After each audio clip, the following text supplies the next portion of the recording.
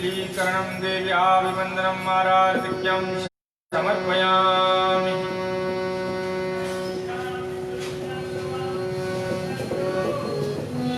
ॐ श्रीमन्महागणाधिपतये नमः। श्रीवेदपुरुषाय नमः।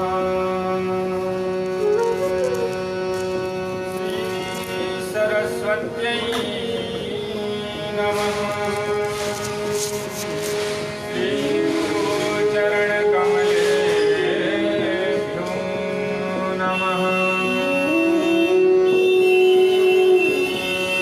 वक्रतुण्डमहाकाय कोटिसूर्यसमप्रभः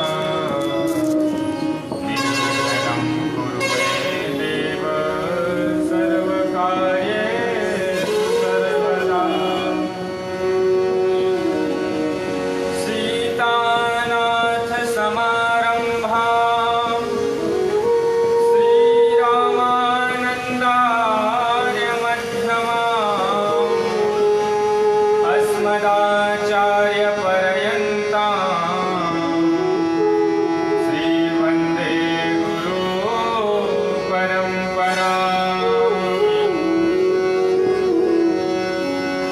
सरस्वती महाभागे विद्ये कमललोचने विद्यारूपे विशालाक्षे विद्यां देहि नमोऽस्तुते। अज्ञानतिमिरान्धस्य ज्ञानाञ्जनशलाकया चक्षुरुन्मीलितं येन तस्मै श्रीगुरवे नमः। अतुलितबलधामं स्वर्णशैलाभदेहं धनुजवनकृशानुं ज्ञानिनामग्रगण्यम् सकलगुणनिधानं वानराणामधीशं रघुपतिप्रियभक्तं वातजातं नमामि। प्रह्लादनारद पराशर पुण्डरीक व्यासाम्बरीश सुखसौनक भीष्मदाल्भ्यां रुक्माङ्गदार्जुन वसिष्ठ विभीषणादि पुण्यानिमानि परं भागवतान् नमामि। वाल्मीकि सनकासनन्दन तरु व्यासो वसिष्ठो भृगु जाबालर्जमदग्नि कच्छ जनको गर्गो गिरा गौतमः। मान्धातार्कपर्णवेण्यसगरा धन्यो दिलीपो नलः पुण्यो धर्मसुतो ययाति नः सो कुर्वन्तु नो मङ्गलम्। बोलिए श्री राघवेंद्र सरकार की जय। श्री सद्गुरुदेव भगवान की जय। सांब सदाशिव भगवान की जय। जगदम्बे मैया की जय।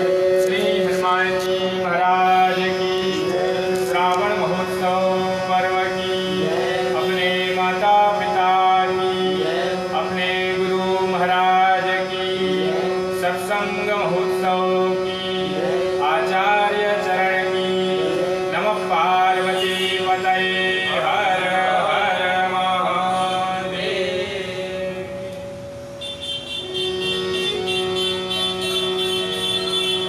परम मंगलमय परात्पर अखिलेश्वर सब पर कृपा करने वाले भगवान श्रीमन नारायण और ये श्रावण का माह चल रहा है तो बाबा भोलेनाथ के चरणों में प्रणाम करते हुए हम सभी दिव्य सत्संग में प्रवेश करेंगे।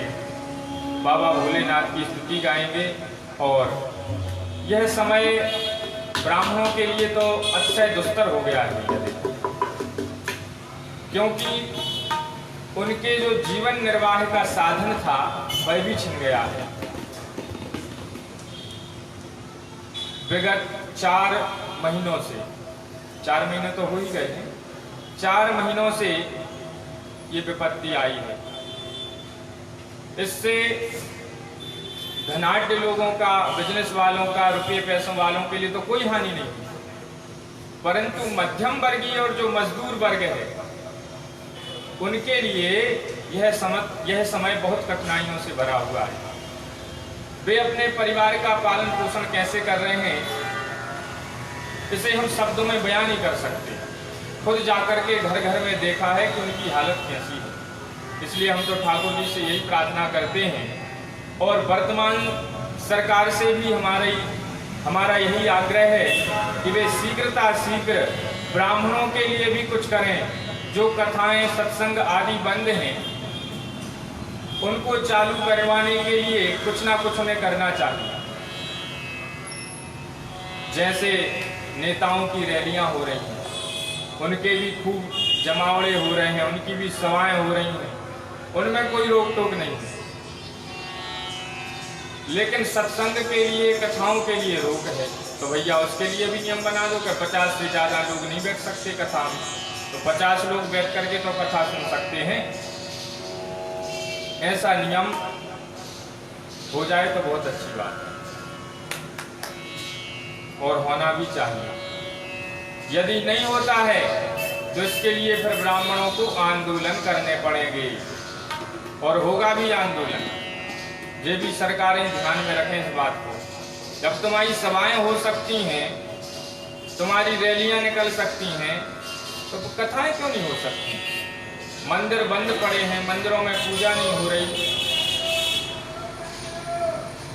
इसलिए वर्तमान सरकार से हमारा आग्रह है कि वे शीघ्र कुछ ना कुछ निर्णय अवश्य लें, जो कि ब्राह्मणों के लिए, कथावाचकों के लिए, संगीतज्ञों के लिए हितकर हो। हमारा विषय ये तो नहीं है, विषय तो हमारा भगवान की चर्चा करना है, लेकिन क्या करें, वाणी निकल ही जाती है।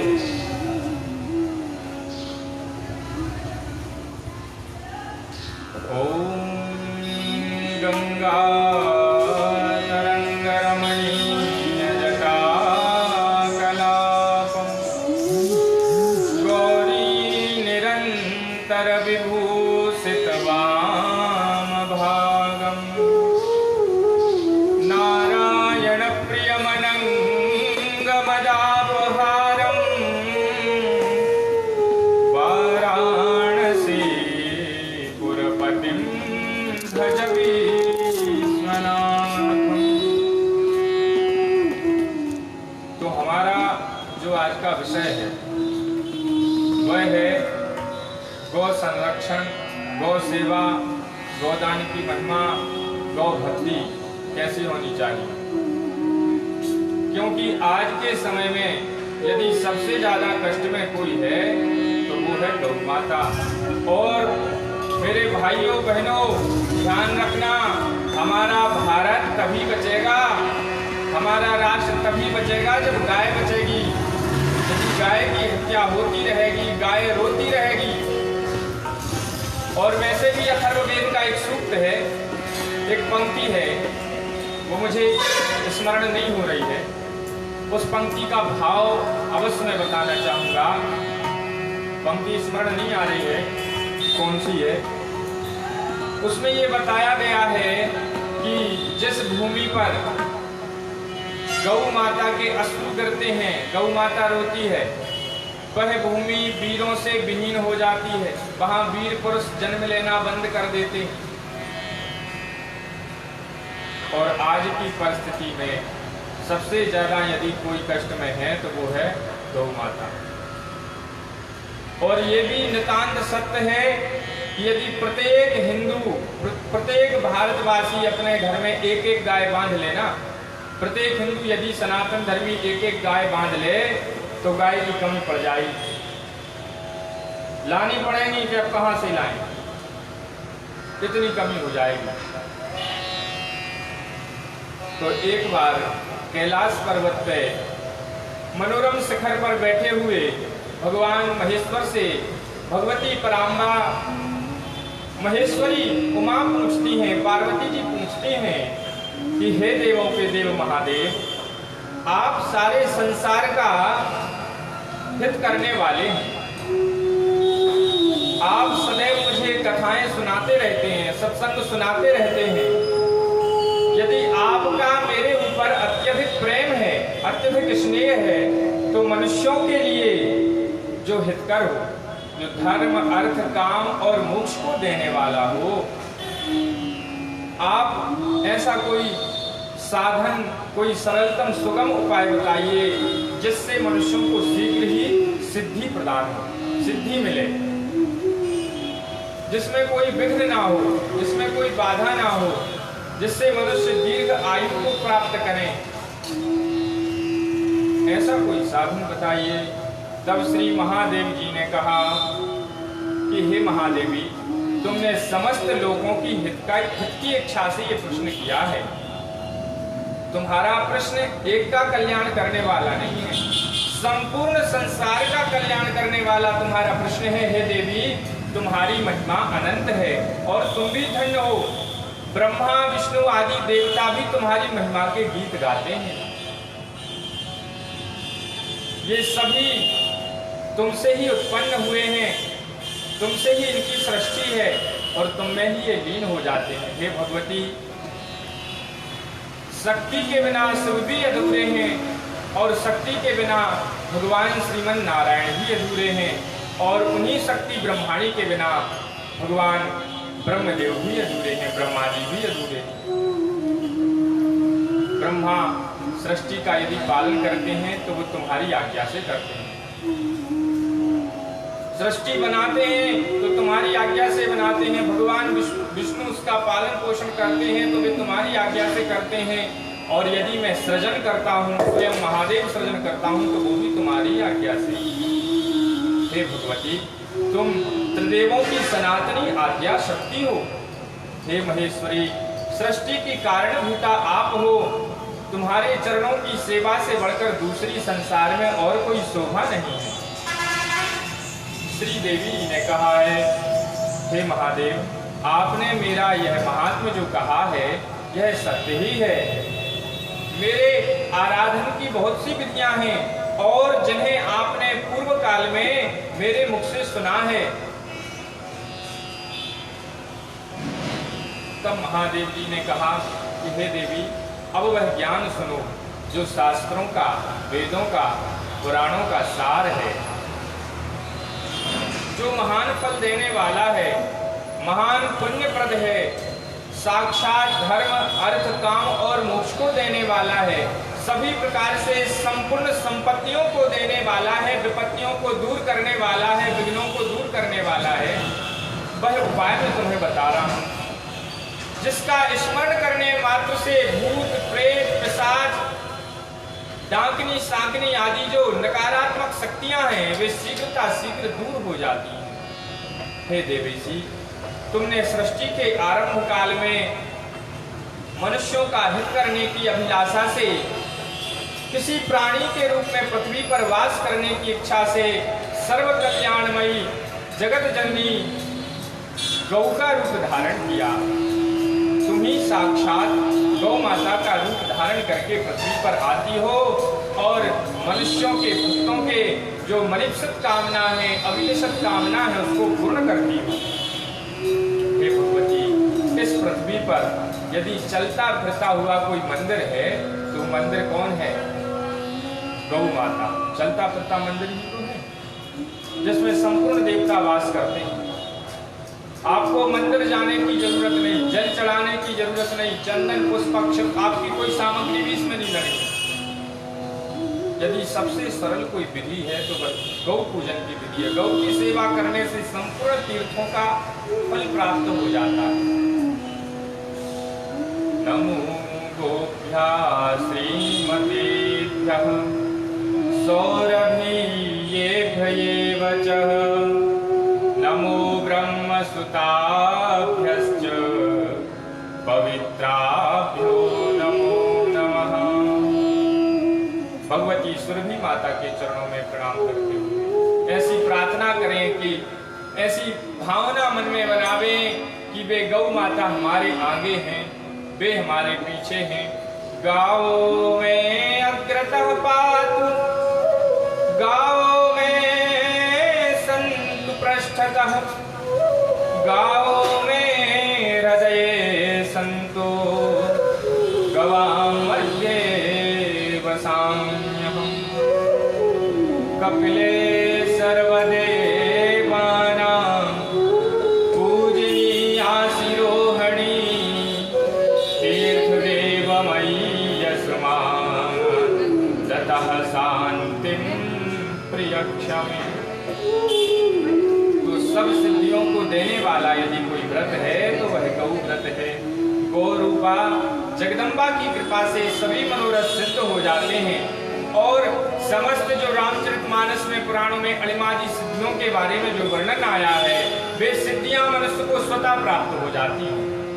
उनके लिए अलग से कोई साधन करने की आवश्यकता नहीं है, वे स्वतः मनुष्य के पास आ जाती हैं यदि वो गौ सेवा में लग जाए। और ध्यान रखना मेरे भाई बहन, जिसके घर में गौ माता की पूजा होती है, जिस घर में गौशाला है, उस घर में यम के दूत कभी स्वप्न में भी नहीं जाते। ध्यान रखना। और जिस रस्सी से गाय बंधी होती है वो साक्षात माला का ही स्वरूप है। वो माला है, गौमाला उसे बोलते हैं। उस रस्सी में भी बड़ी ताकत होती है, बड़ी शक्ति होती है। रस्सी के स्पर्श मात्र करने से, गौ माता को तो छोड़ दीजिए, गौ माता तो बड़े उच्च पद पे हैं, जो उसकी रस्सी है जिससे हम उसे बांधते हैं, उस रज्जू का स्पर्श करने मात्र से भयंकर बड़े से बड़े पाप तत्काल ही भस्म हो जाते हैं। ऐसी महिमा तो उस रज्जू की है जिससे गौ माता को बांधा जाता है। तो फिर गौ माता की कितनी महिमा होगी। श्री पार्वती जी ने कहा कि हे भगवान, संसार सागर से पार करने वाले देवताओं के देव हे महादेव, आप गौ का सामान्य पूजन और महात्म बतलाइए। तब महादेव जी ने कहा कि हे देवी सुनो, मैं शास्त्रों का सार बता रहा हूँ, श्रेष्ठतम ज्ञान तुम्हें बता रहा हूँ, सो ध्यान पूर्वक सुनना। गौ माता शीघ्र ही सिद्धि प्रदान करने वाली हैं और थोड़े से ही थोड़े समय में प्रसन्न होने वाली हैं। गौ का दर्शन करना, स्पर्श करना, उनका पूजन करना, उनको भोजन कराना, जल पिलाना, प्रणाम करना, उनका पालन करना और उनका संरक्षण करना, उनकी रक्षा करना, ये सब गौ देवी के गौ माता के सामान्य पूजन है। ये सभी क्रमशः उत्तरोत्तर अधिक फल देने वाले हैं, धर्म की वृद्धि करने वाले हैं। और आप लोगों ने तो भागवत में सुना ही होगा कि भागवत के महात्म्य में भी वर्णन आया है। और जिस समय जब पृथ्वी पर अनाचार अत्याचार होते हैं तो पृथ्वी गौ माता ही पृथ्वी का रूप धारण करती है और पृथ्वी ही गौ बन जाती है पुनः, और भगवान की शरण में जाती है, भगवान से याचना करती है कि भगवान हे प्रभु, अब मेरे ऊपर बड़े बड़े असुरों ने, पापियों ने जन्म ले लिया है, वे भयंकर अनाचार पापाचार करने लगे हैं, अत्याचार होने लगा, अब मुझसे सहा नहीं जाता, असहनीय पाप होने लगे हैं, अब आप बुझा उतारिए। पृथ्वी ही जाती है संदेश लेकर के, गौ का रूप धारण करके गौ माता ही जाती है, सर्वत्र पूजनीय है। इसलिए भैया गौओं का दर्शन भी बड़ा पुण्य कारक है। प्रातःकाल उठ करके सर्वप्रथम हमें गौ माता का ही दर्शन करना चाहिए। और जो प्रतिदिन जागते समय और सोते समय गौ माता का दर्शन करता है उसे कभी डरावने स्वप्न नहीं आते। ये विशेषता, यदि नहीं मानो तो करके देख लो। जिसको भयंकर भयंकर स्वप्न आते हों, चांडाल आदि भूत प्रेत आदि दिखाई देते हों स्वप्न में, वे गौ माता का दर्शन और उनके ऊपर हाथ फेरना, सहलाना, स्पर्श करना, ये कार्य प्रारंभ कर दो तो बीपी जैसी, हाई बीपी जैसी जो बीमारी है, डायबिटीज की जो बीमारी है, वह भी शीघ्रता शीघ्र दूर हो जाए। वैसे चलता फिरता औषधालय भी है गौ माता, चलता फिरता डॉक्टर का घर है वो। पंचगव्य, पंचामृत, वो सब हमें गौ माता से ही तो प्राप्त होता है। मैंने खुद भी उसका प्रयोग किया। भयंकर जो मुझे सिर दर्द की बीमारी थी, तो मैंने गाय का जो घी होता है उसे थोड़ा गुनगुना करके पानी में मिला करके उससे मालिश की सिर पर, और थोड़ा सा एक बूंद नाक में डाला, दोनों नाकों में से धीरे धीरे वो सिर दर्द अपने आप कम होने लगा। और यहाँ तक कि मुझे 60% आराम मिल गया। ये मेरे खुद का अनुभव। गुरुदेव भगवान की वाणी से मैंने सुना था, दास ने ये जाना था कि घी की ये महिमा है, बड़ी औषधि है घी। लेकिन अब गाय का घी देखने को कहाँ मिलता दुनिया में। बाजार में भी जाओगे भले ही वो 800 रुपये 1000 रुपये किलो मिलेगा, लेकिन ये कोई पक्का थोड़ी है कि वो गाय का घी है। भैंस का भी हो सकता है, बकरी का भी हो सकता है। तो भैया गौ माता का जो दर्शन है वह सर्वप्रद है। गवां तु दर्शनम देवी महामांगल्यदायकं प्रातः काले समुत्थाय यात्रारंभे तथैव च। गवां तु दर्शनम देवी, प्रातःकाल उनका दर्शन करना सभी प्रकार के मंगलों को देने वाला है। महामांगल्यदायकं प्रातः काले समुत्थाय यात्रारंभे तथैव च। और जब आप कहीं यात्रा करने के लिए जा रहे हो, घर से बाहर जा रहे हैं, किसी कार्य के लिए जा रहे हैं, तो उस समय आप गौ माता के कान में बोल के जाइए कि हे भगवती, हम इस कार्य को आरंभ कर रहे हैं, आपकी कृपा से हमारा यह कार्य शीघ्र ही निर्विघ्न संपन्न हो, हमें यात्रा में कोई विघ्न ना आवे, ऐसी प्रार्थना करें तो निश्चय ही मनुष्य का वह कार्य सिद्ध हो जाता है, सफल हो जाता है। प्रथमं गो दर्शनं कृत्वा नरो विघ्नेन बाध्यते, स्वल्पायासेन लभते कार्य सिद्धिं न संशयः। तो सभी प्रकार से भगवती गौ का दर्शन मंगलदायक है। और सुनिए, अतएव महेशानी, भोले बाबा कह रहे हैं भगवती पार्वती से, अतएव महेशानी गवां पूजन पालनम सर्व सिद्धिकरं दुख हरं क्लेश विवर्जितम्। जय गौ माता, जय गोपाल, जय गोवर्धन दीन दयाल।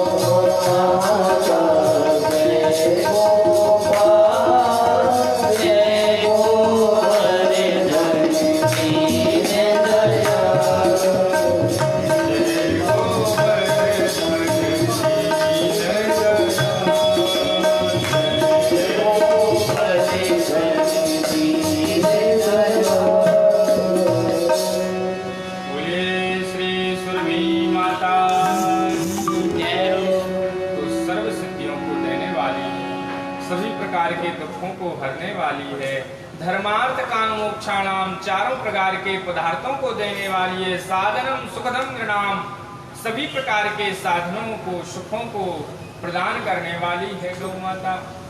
अस्मात् परतरम नास्ति सत्यम सत्यम महेश्वरी। यह सत्य है हे भगवती। भोलेनाथ कह रहे हैं हे देवी ये सत्य है, सत्य ही है, परम गोपनीय भी है। गोरूपायाः प्रसादेन प्रसध्यन्ति मनोरथाः, अणिमादि सिद्धया सर्वे स्वयं धावन्ति पृष्ठतः। ये पहले ही मैं आप लोगों को बता चुका हूँ। अणिमादि जो सिद्धियां हैं वे स्वतः मनुष्य के पास आ जाती हैं गौ सेवा करने मात्र से। दूसरी बात, अब सेवा का भाव जानिए। ये गौ की सेवा कैसे करें? हरा चारा, पानी, भोजन वो तो व्यवस्था आपको करनी ही है, लेकिन गौ सबसे ज्यादा प्रसन्न कैसे होती है? उसके यहाँ जो गले के यहाँ जो कंबल लटका हुआ है, जो खाल, उसे गल कंबल बोलते हैं। अपने यहाँ जो भी बोलते हो, लेकिन हिंदी में उसे गल कंबल बोलते हैं। तो गल कंबल का जो दोनों भाग है, दोनों पार्श्व के भाग में स्पर्श करने का विधान है पुराण में। उसे स्पर्श करना चाहिए, वहां पे खुजलाना चाहिए गाय को, उससे वह अति प्रसन्न होती है। और पूंछ देखा होगा, जब खुजाओगे तो पूंछ उठा देगी। अब हनुमान जी के जैसे पूंछ उठाएगी। वो पूंछ क्यों उठाती है? वो आशीर्वाद देती है, हमारे विघ्नों को हरती है। यही कारण है, पूंछ उठा के आशीर्वाद देती। गौ के सामने अथवा बगल से भक्ति पूर्वक प्रणाम करना चाहिए। जितना मुख का पूजन सिद्धिदायक नहीं, उतना पृष्ठभाग का पूजन सिद्धिदायक है। भगवती गौ माता के पृष्ठभाग की पूजा करें तो वह अत्यंत पुण्यदायक है। हे देवी, जो मनुष्य सदा सदैव भक्ति पूर्वक गौ का दर्शन करता है, स्पर्श करता है, वह सभी दुखों से मुक्त रहता है। उसके जीवन में कभी दुख आता नहीं, और दिन किंचित मात्र आ भी जाए तो वह दुख उसी प्रकार निकल जाता है जैसे कि गाय के खुर से गड्ढा हो जाए और उसका बछड़ा सहज ही उसे लांग जाता है, नाग जाता है, पार कर जाता है। वैसे ही वह दुख जीवन में आता तो है, परंतु कब निकल गया ये हमें मालूम ही नहीं चलता। ये महती कृपा होगी कब? जब आप गोपाल के चरणों से जुड़ेंगे, गौ सेवा से जुड़ेंगे। और जब गौ सेवा से जुड़ेंगे, गौ सेवा करेंगे तो निश्चित ही आपको गोपाल का प्रेम प्राप्त हो जाएगा। गौ के चरणों की धूली की बड़ी महिमा है। गौरज को मस्तक पे लगाने से भयंकर पाप नष्ट हो जाते हैं। और निम्बार की एक संप्रदाय है, निम्बार की संप्रदाय में तो, गौड़ीय संप्रदाय में तो गौ के चरण की जो धूली होती है ना, उसी से ऊर्ध्वपुंड धारण करते हैं। गौरज से, वृंदावन की रज से, रमण रेती की रज से, गोपी चंदन से, इन्हीं 4 रजों से निम्बार्क संप्रदाय में जो है ऊर्ध्वपुंड धारण करते हैं। और जो गौरज से ऊर्ध्वपुंड स्वरूप धारण करता है, 12 स्वरूप अपने शरीर पे धारण करता है देह पर, उसे गंगा स्नान का फल प्राप्त हो जाता है। ये स्वयं महादेव जी कह रहे हैं गौरक्षा तंत्र में। गवां चरण धूलिं तु सर्व पाप प्रणाशनम, ललाटे मस्तके धारिं गंगा स्नान फलम लभे। उसे गंगा स्नान का फल प्राप्त होता है। और गौ माता को जो भोजन है वह भी साधारण है, उसमें कोई ज्यादा आपका पैसा रुपया लगना नहीं। खेत में चले जाओ, जंगल में चले जाओ, घास काट के ले आओ, उससे सेवा कर सकते हो, उसमें आपका पैसा नहीं लगा, केवल शारीरिक सेवा लगेगी। दिव्य सत्संग के माध्यम से या फेसबुक के माध्यम से जो लोग भी इस गौ महिमा को सुन रहे हैं, उनसे भी मेरा आग्रह है, हमारे साथ हमारे बड़े भाई अग्रज श्री साथी जी महाराज विराजमान हैं, जिनकी वाणी में साक्षात सरस्वती विराजमान है। जब वे गाते हैं तो बड़ा आनंद आता है। और इस समय तो कथाएं चल नहीं रही हैं, इसलिए उन्होंने ये बहुत अच्छा उपाय किया कि चलो ब्राह्मणों को बुला करके, कथावाचकों को बुला करके कुछ ना कुछ सत्संग हो जाए। ये जरूरी थोड़ी है जजमान आए कि ना आए, ये कोई जरूरी नहीं। ये बहुत अच्छी बात है। भैया ने जो विचार किया हमारे अग्रज ने कि चलो ब्राह्मणों की भी एक संगोष्ठी कर लें, उसमें बैठ करके दिव्य चर्चा करें, और जब हरि चर्चा होगी तो ये भयंकर संक्रमण जो फैल रहा है ये भी समाप्त हो जाएगा। हरि चर्चा इसे तो होगा। और साथ में विराजमान श्री आचार्य चरण माधव जी विराजमान हैं, महाराज जी भी विराजमान हैं, और भी दिव्य बटुक ब्राह्मण विराजमान हैं। तो गौरक्षा तंत्र के माध्यम से भगवान महादेव पार्वती जी को गौ पूजन की विधि बता रहे हैं, गौ महिमा के बारे में बता रहे हैं कि गौ माता का जो भोजन है वह बहुत साधारण है, जबकि अन्य जो देवता हैं वे तो घी भी देते हैं भोजन में, साकल्य भी बनानी पड़ेगी, और उनको भोग लगाओ तो सटरस व्यंजन भी चाहिए, किसी तो भोजन पदार्थ उनको भोग में चाहिए, जिसमें हमारा पैसा भी लगेगा। लेकिन गौ माता के भोजन में, भोग में कोई पैसा नहीं लगना। आप कच्चा भी दे दो तो वो ग्रहण करेगी, पका के दे दो तो ग्रहण करेगी, भूसा डाल दो तो खा लेगी। तो भैया सबसे साधारण भोग की जो विधि है वह गौ माता की है, और गौ माता को भोग लगाने से सभी देवता तृप्त हो जाते हैं।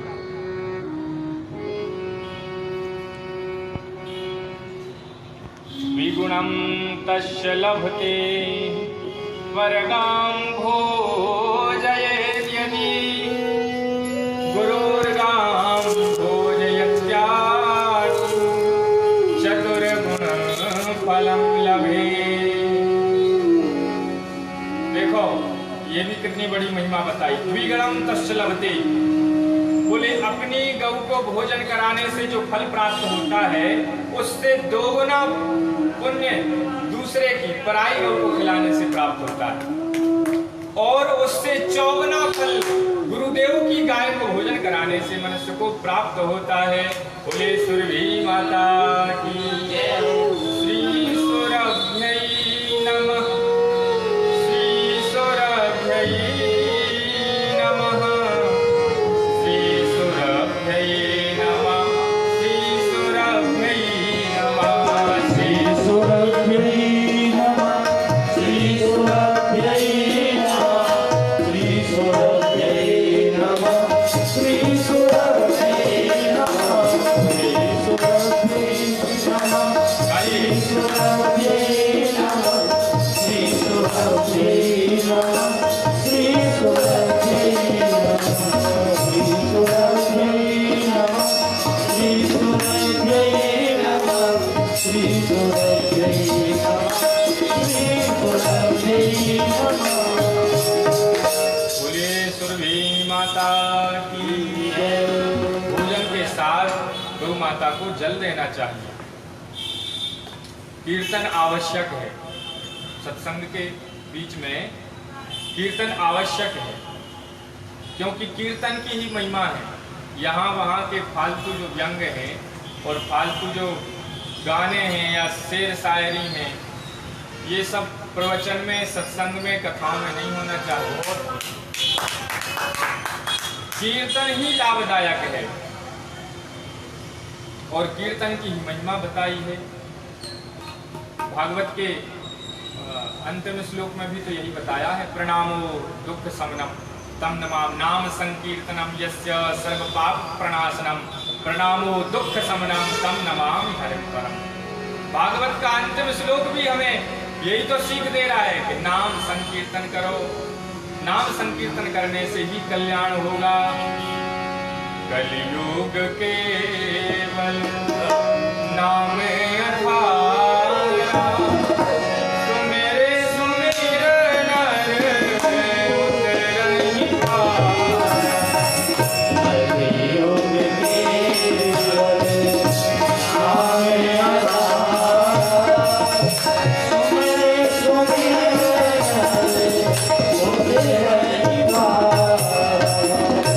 कलियुग केवल नाम अधारा,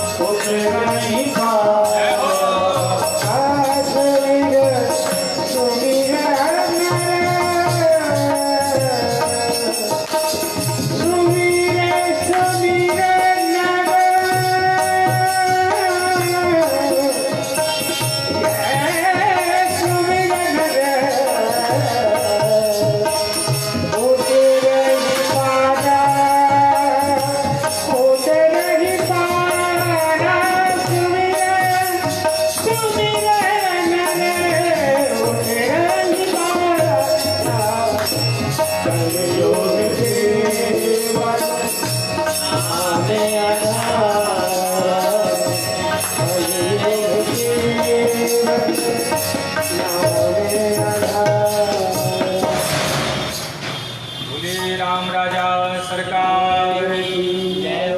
तो भोजन के संकीर्तन की बड़ी महिमा बताई गई है। कलयुग में संकीर्तन ही प्रधान है, भगवान का नाम ही प्रधान है। भोजन के साथ गौ माता को जल भी प्रदान करना चाहिए, और जो हम जल प्रदान करते हैं गौ माता के लिए, तो उससे हमारे जो पितृलोक में पितृ विराजमान हैं, यदि गलती से या अपने कर्म के प्रभाव से, प्रारब्ध से कोई पितृ यदि नरक में भी पड़े हों, तो उन पितरों का भी उद्धार हो जाता है, वे भी तृप्त हो जाते हैं गौ माता को जल प्रदान कराने से। और ग्रीष्म ऋतु में ध्यान रखिए, ग्रीष्म ऋतु में यदि गाय किसी तालाब में, सरोवर में या नदी पोखरे में जाकर के स्नान करे और अपनी पूंछ से जल ऊपर की ओर उछाल दे, तो जो पितृ नरक में पड़े हैं उनका भी उद्धार हो जाता है और वे 60,000 वर्षों तक पितृलोक में निवास करने लगते हैं। ये गौ पूजन की महिमा है। तो गो तर्पण सभी तर्पणों से उत्तम बताया गया है। गौ तर्पण करने वाले के घर में लक्ष्मी नारायण सदैव विराजमान रहते हैं। वह इस लोक में तो सुख भोगता ही है और परलोक भी उसका सुधर जाता है। तो भैया, गोपालन मनुष्यों को धन, धान्य, समृद्धि, आयु और आरोग्य प्रदान करने वाली। फिर भी हम कितने अभागे हैं कि गौ माता रोडों पर घूम रही है, कचरा खा रही है। उसकी दुर्दशा कितनी खराब हो गई है, कैसी दुर्दशा हो रही है गौ माता की। भैया, हमारा यही आग्रह है, जो भी इस कथा को सुन रहे हैं, उन सनातन धर्मियों से, हिंदुओं से हमारा यही निवेदन है कि वे अपने घर में एक गाय तो जरूर पालें, क्योंकि जिस सनातनी के घर में, जिस हिंदू के घर में गाय नहीं है, वह घर नहीं है, वह घर शमशान के तुल्य बताया गया है। हाँ, ये नितांत सत्य है। पद्म पुराण में भी इसका वर्णन है। महाराज जी तो भागवत रामचरितमानस गाते रहते हैं, बड़े भैया हमारे वो तो बताते ही रहते हैं, गौ महिमा खूब गाते हैं। तो रामचरितमानस में तुलसीदास जी ने भी गौ की महिमा गाई। तो भैया, प्रत्येक सनातनी हिंदू का ये कर्तव्य है कि वह अपने घर में गौ पालन अवश्य करे।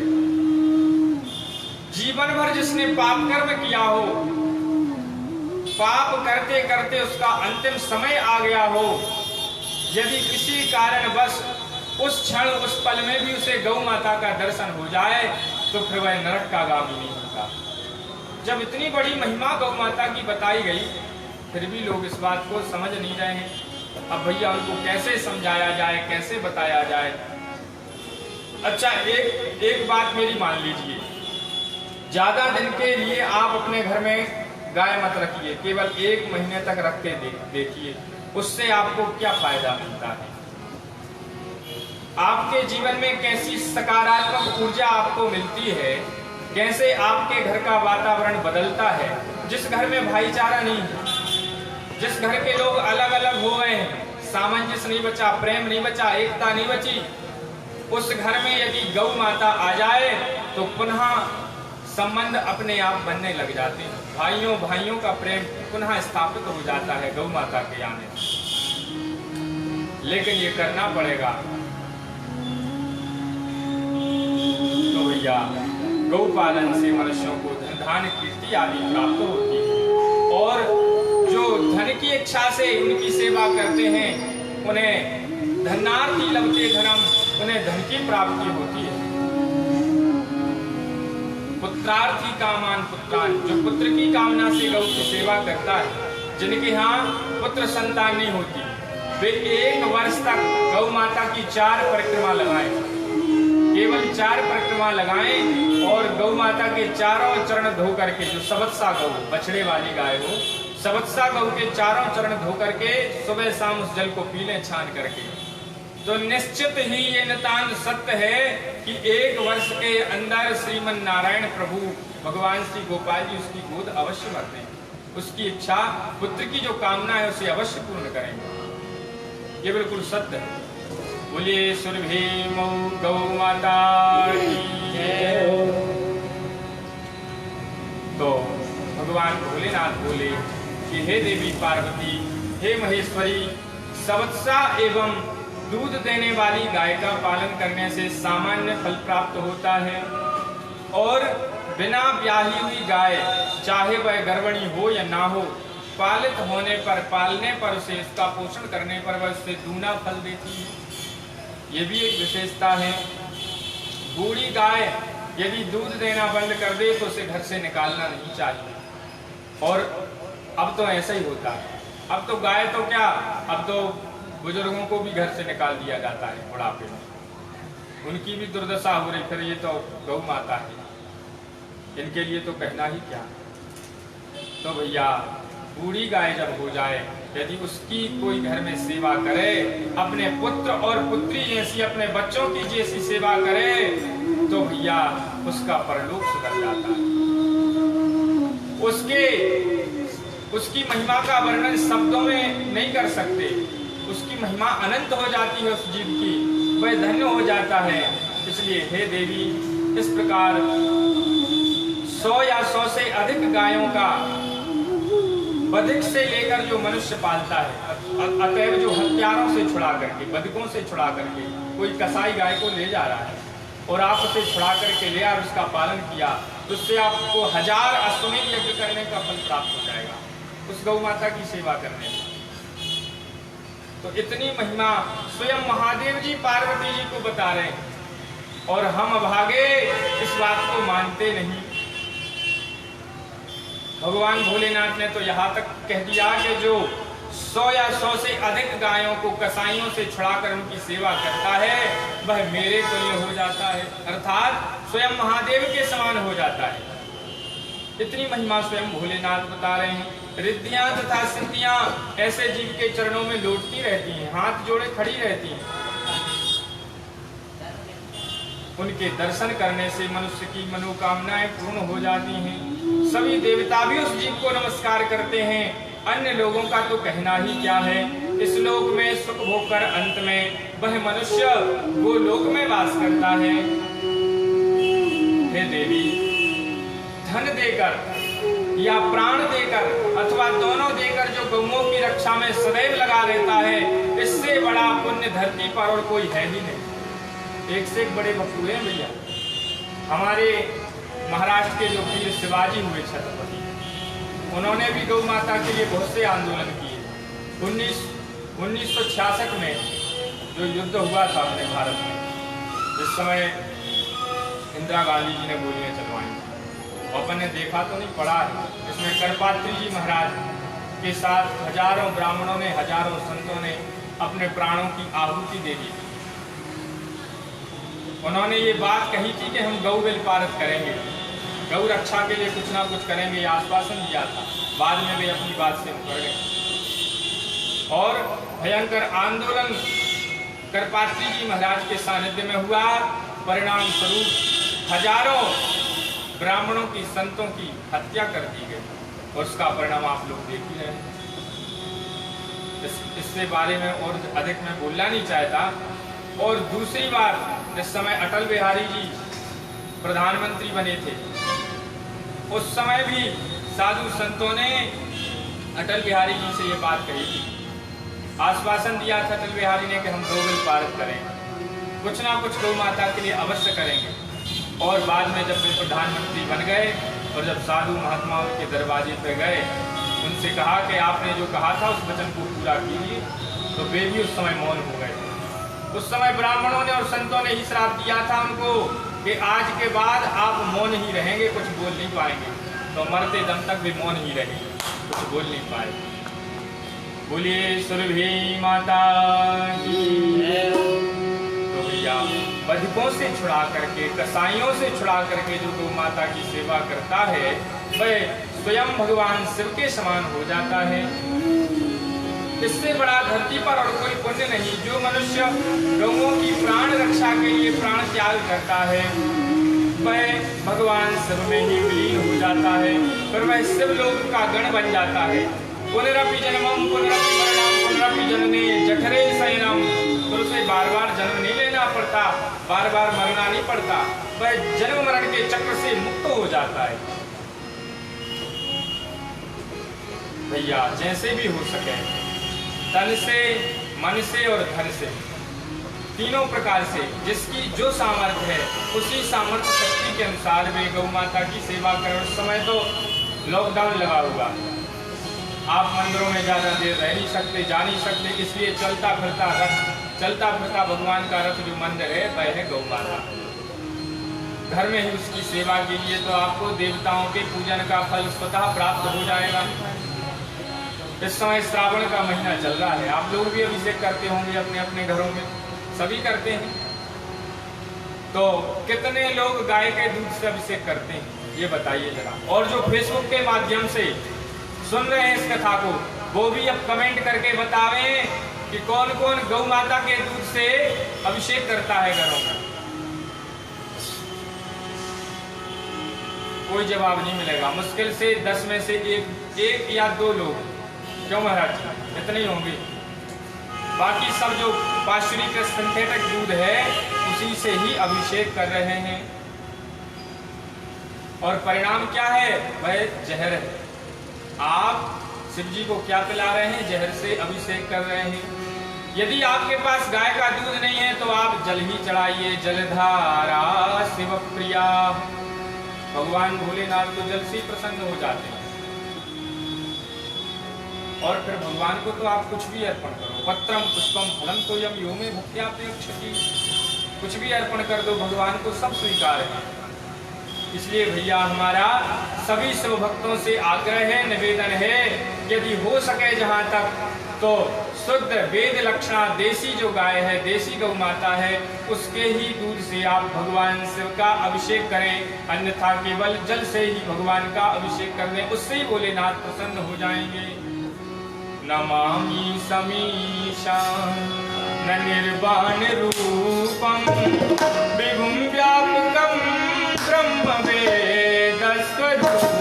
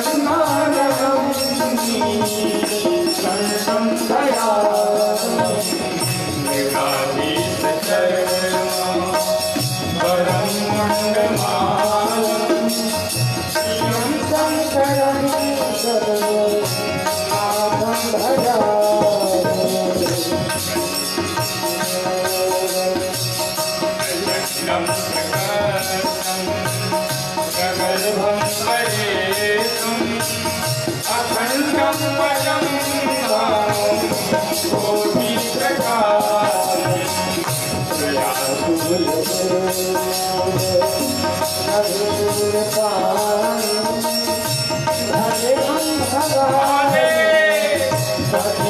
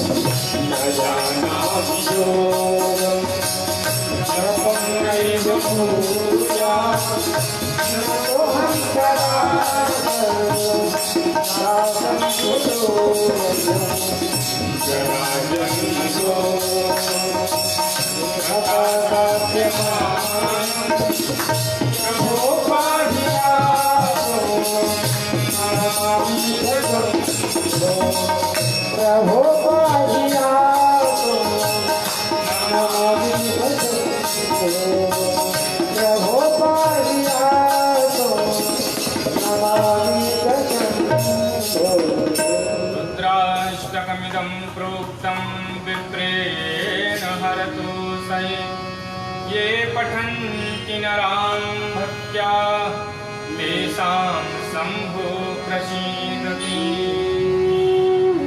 रुद्राष्टकम जो है महाराज जी बड़े भैया वो हनुमान चालीसा है।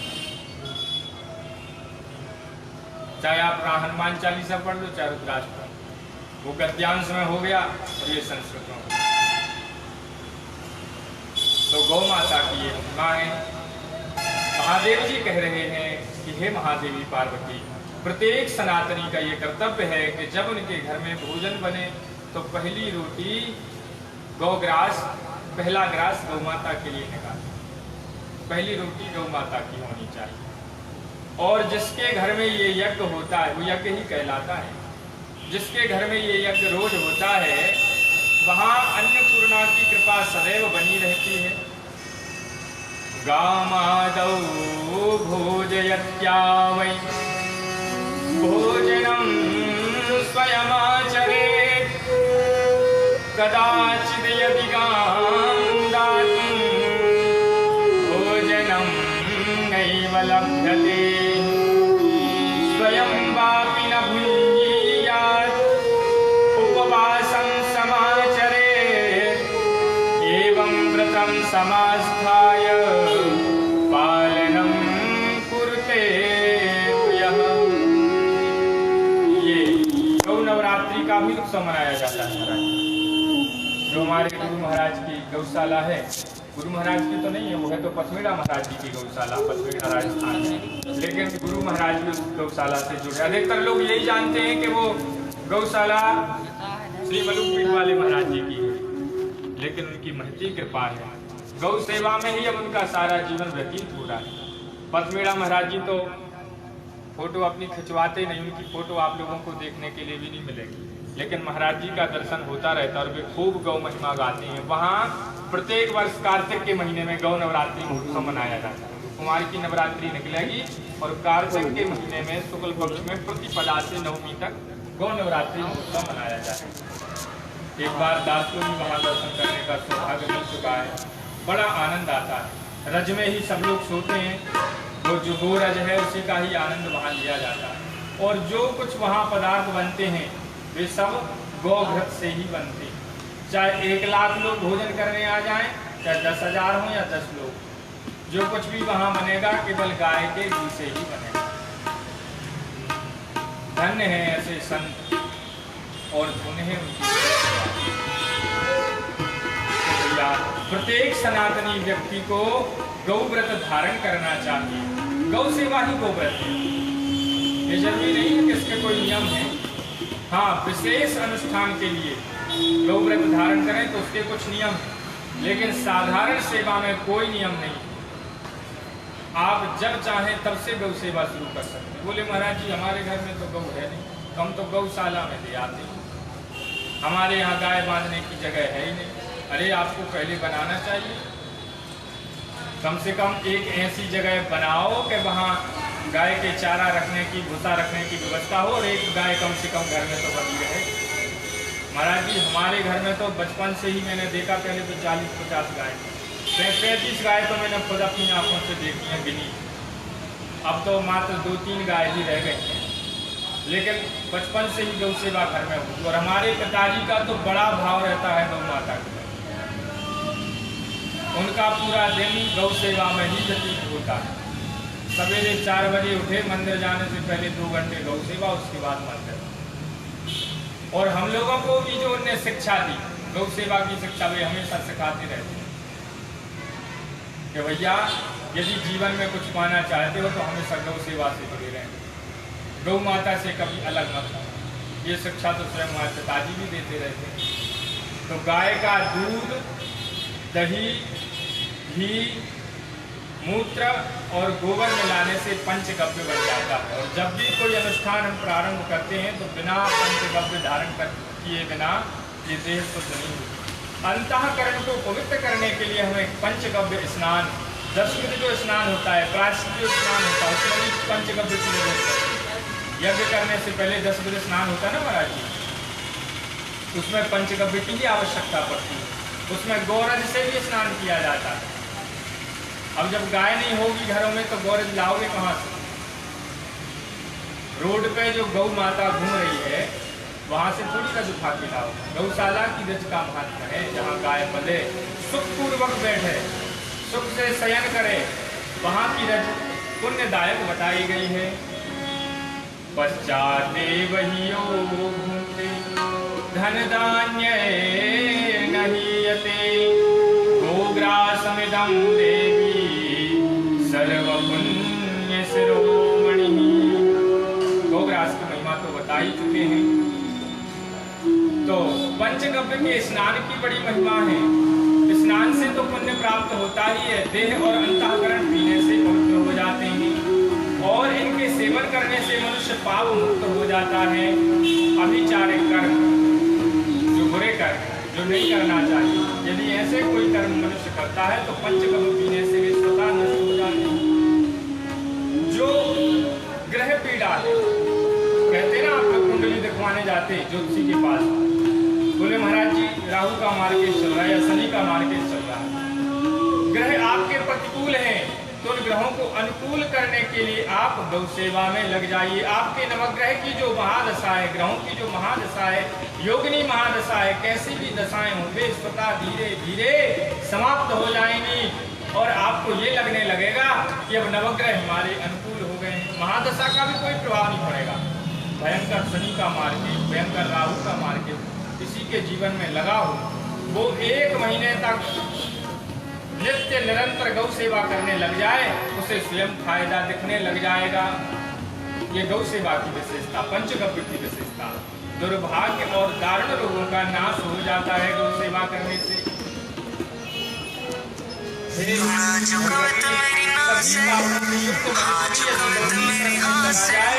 तो मेरे बनाए नियम के कारण